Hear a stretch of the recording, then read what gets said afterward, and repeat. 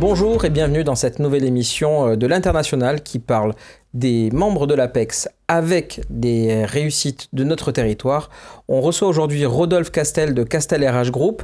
Rodolphe, bonjour.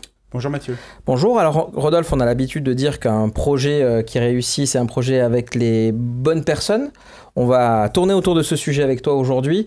Est-ce que tu peux nous présenter Castel Group, Castel RH Group, et puis te présenter, raconter ton parcours et ce qui nous a amené aujourd'hui à ce que tu sois un membre de l'APEX? Oui, bien sûr. Alors, quelques mots sur mon parcours.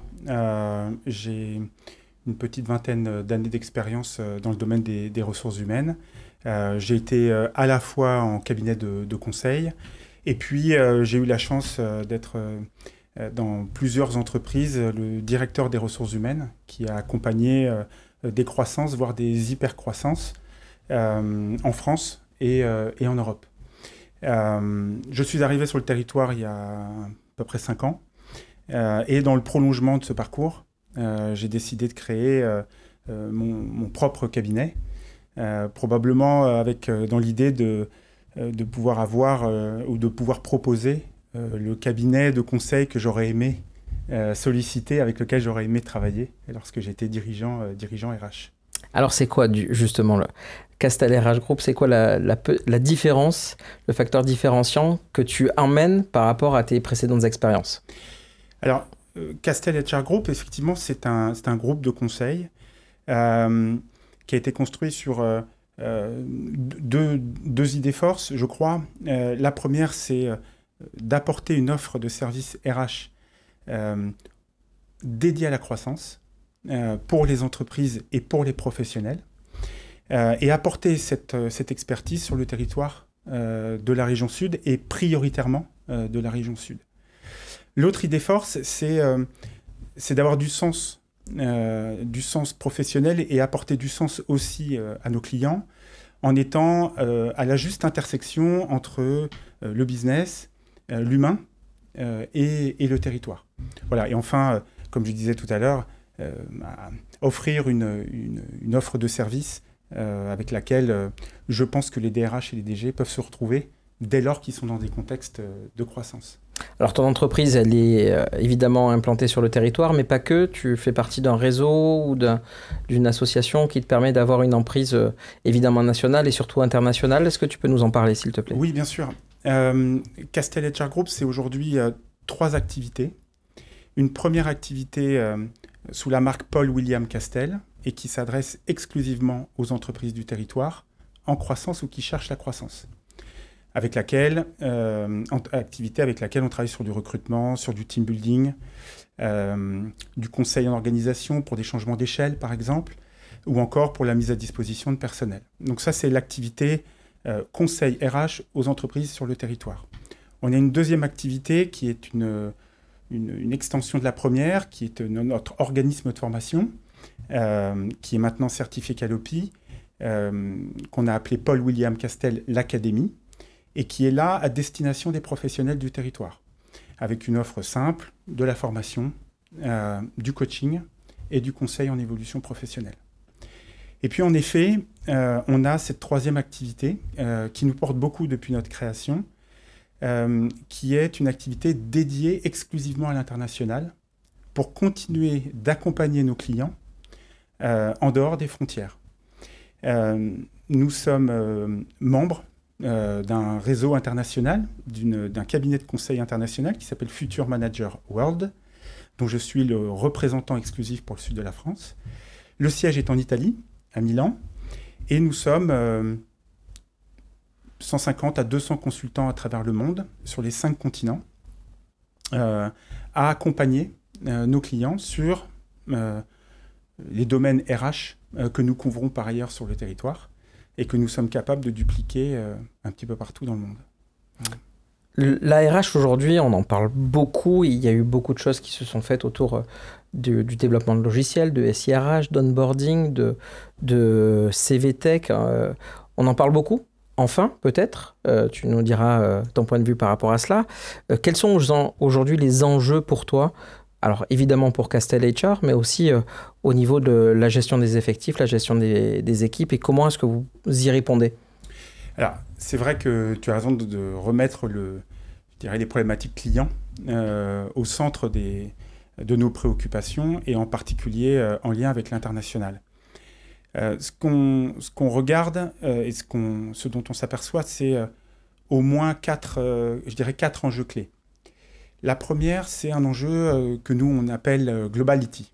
C'est-à-dire, à partir du moment où une entreprise ou un professionnel souhaite se développer ou continuer de se développer à l'international, c'est être capable d'apporter une offre de service qui corresponde au pays de destination.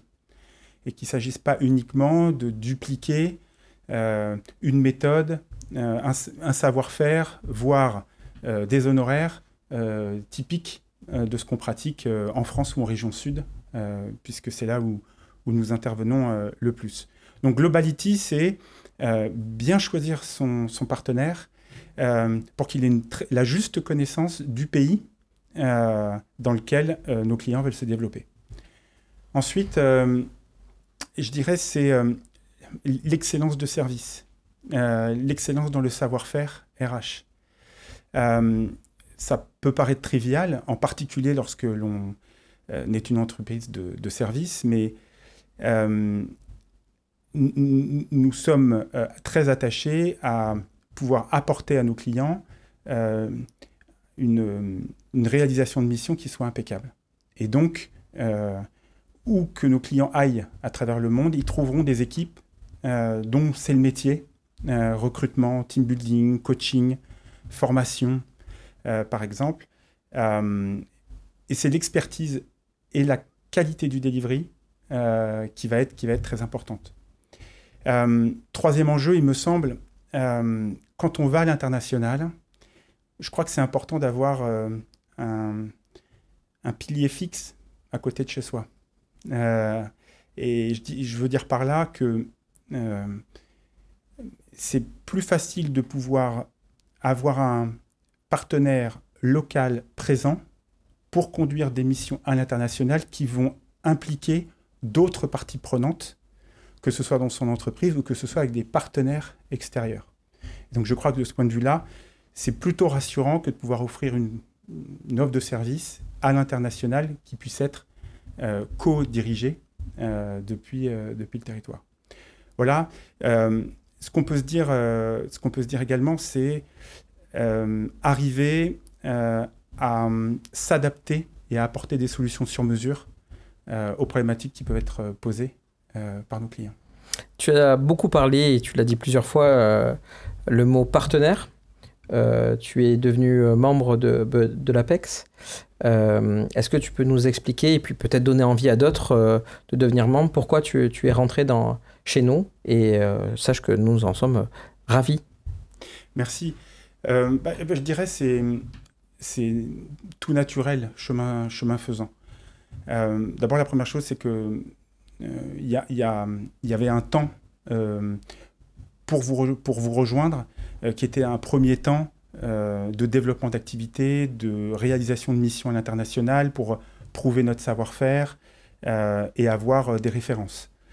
Maintenant, sur cette base-là, c'est vrai que compte tenu de la richesse des expertises et des acteurs membres de l'APEX, pouvoir proposer une offre de service RH capable d'être déployée sur les 5 continents, dans une trentaine de pays, j'ai naturellement pensé que ça pouvait être utile de la même manière que pour nous. Pour notre activité, c'est aussi une manière de se faire connaître et de continuer de se développer. Alors, tu parlais justement de délivrer une qualité de service et d'exceller dans la qualité de service. Justement, pour conclure notre entretien, si tu devais donner 2-3 conseils pour se développer à l'international, ou peut-être, dans le sens inverse, pour travailler avec des sociétés internationales qui veulent s'installer sur le territoire.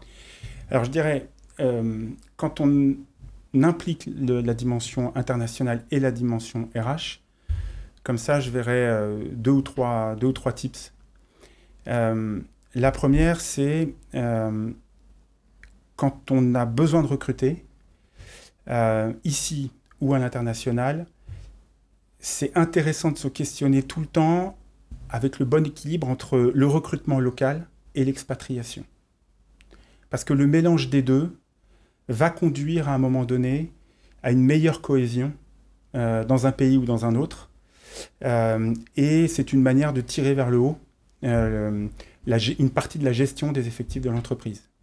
Donc ça, c'est la première chose. La deuxième chose, c'est si vous n'avez pas encore travaillé sur vos valeurs d'entreprise, et même si vous l'avez déjà fait, n'hésitez pas une seconde à impliquer vos dirigeants, voire vos managers, à les rassembler et à les faire travailler sur le socle commun de valeurs.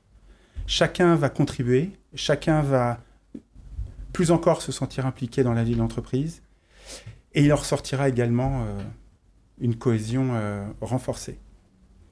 Et puis, un troisième conseil, parce que ce qu'on appelait la guerre des talents, elle est vraie en France, elle est vraie aussi à l'international.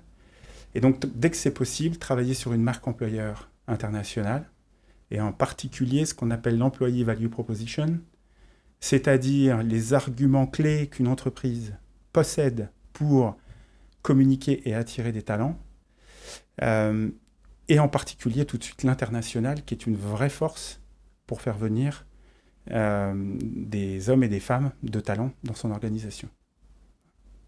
Merci beaucoup.